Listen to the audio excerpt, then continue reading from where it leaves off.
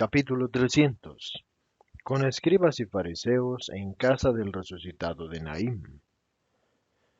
Hay gran ambiente festivo en la ciudad de Naim. Recibe a Jesús por primera vez después del milagro del joven Daniel resucitado de la muerte. Precedido y seguido por un buen número de personas, Jesús atraviesa la ciudad bendiciendo.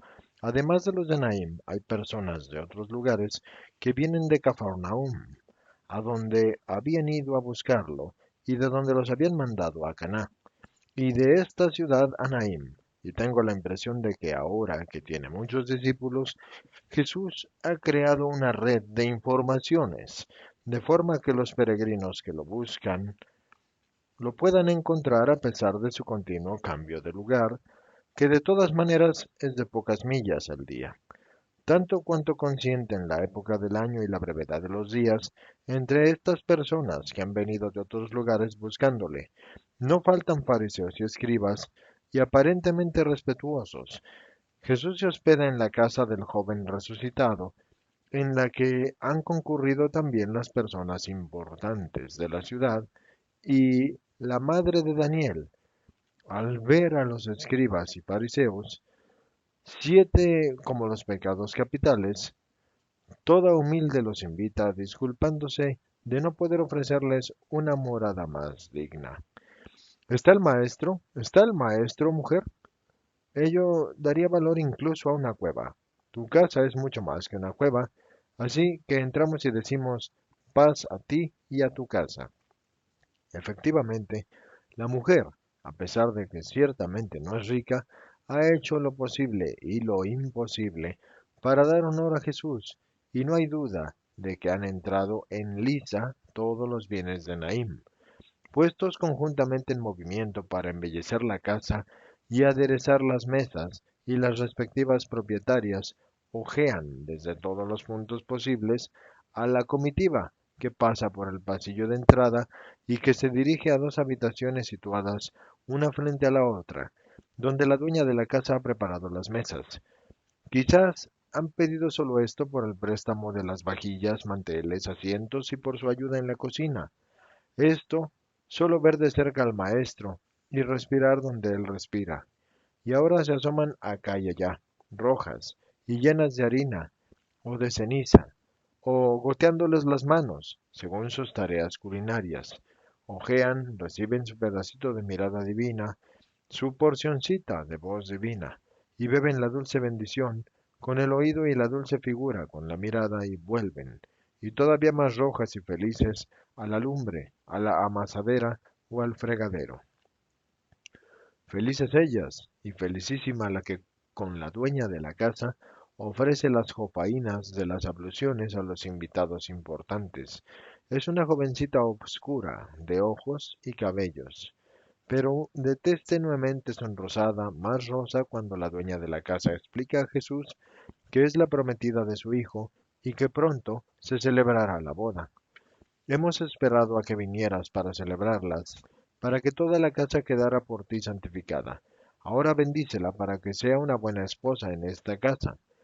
Jesús la mira y dado que ella se inclina, le impone las manos diciendo, florezcan en ti las virtudes de Sara, Rebeca y Raquel, y de ti nazcan verdaderos hijos de Dios para su gloria y para la alegría de esta morada. Ya Jesús y las personas importantes se han purificado y entran en la sala del banquete con el joven dueño de la casa, mientras los apóstoles con otros hombres de Naim, menos influyentes, entran en la habitación de enfrente y el banquete empieza. Comprendo por lo que hablan que antes de que empezara la visión Jesús había predicado y curado en Naim, pero los fariseos y escribas poco se detienen en esto.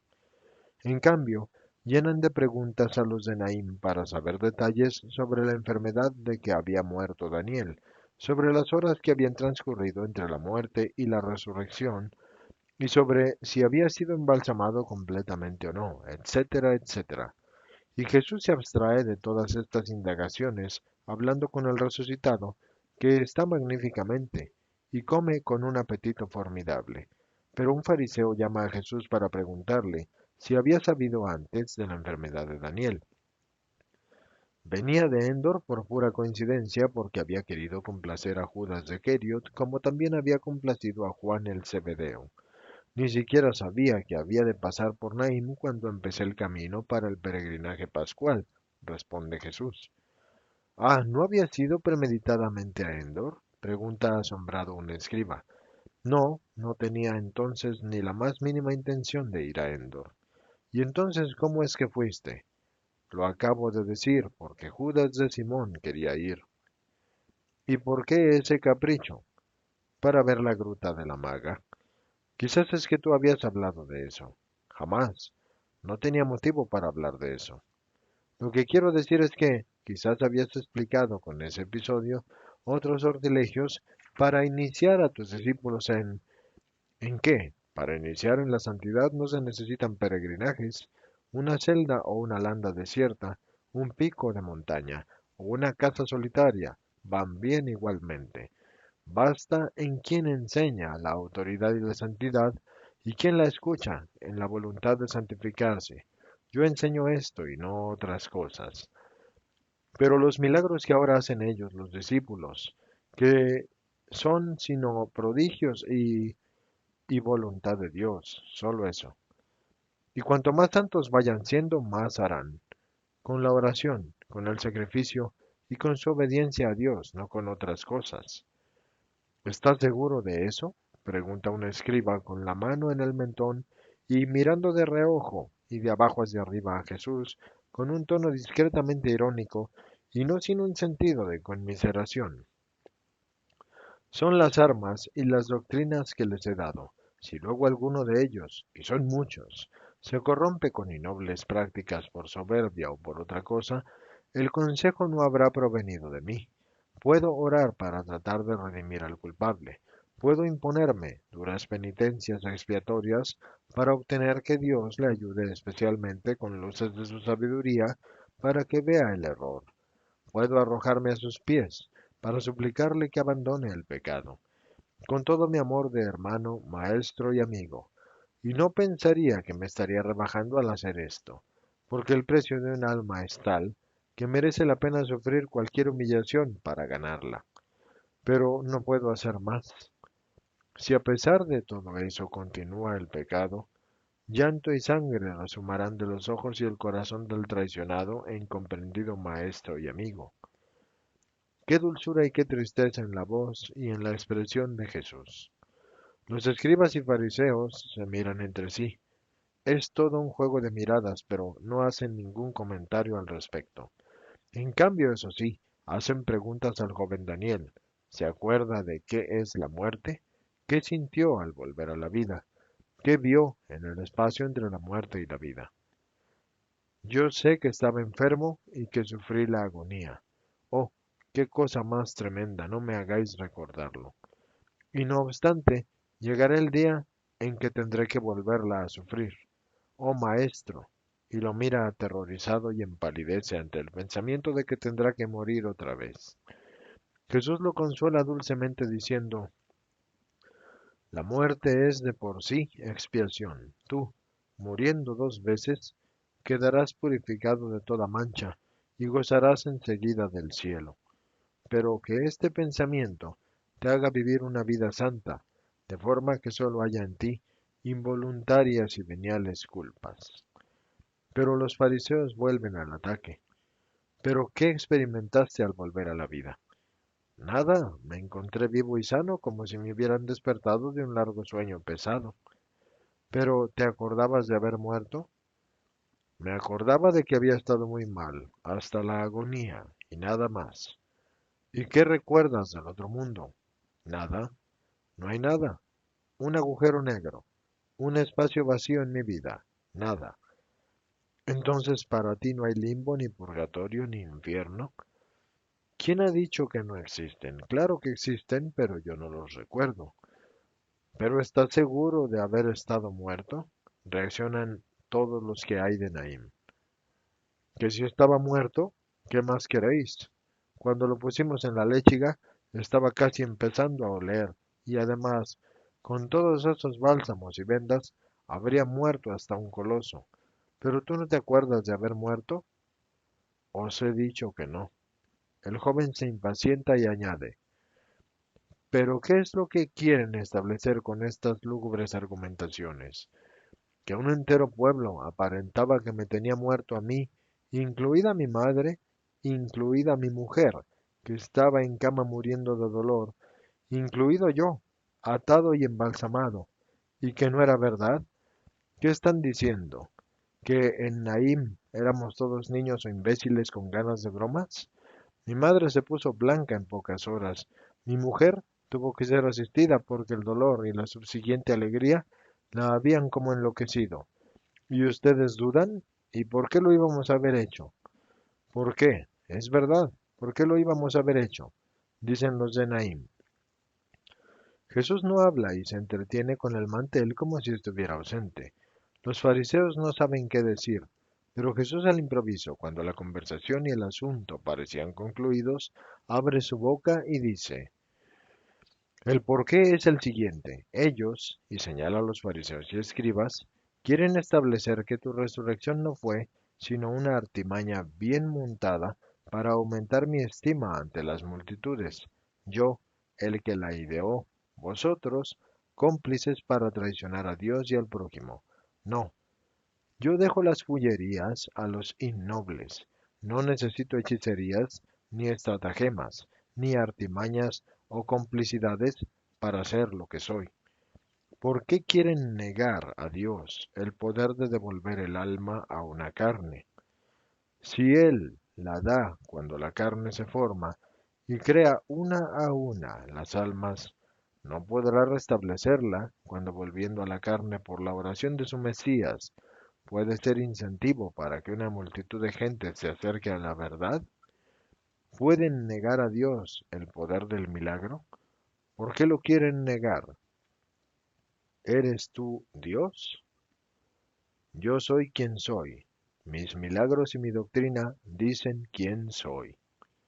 ¿Y entonces por qué éste no recuerda? Mientras que los espíritus invocados saben decir lo que es el más allá.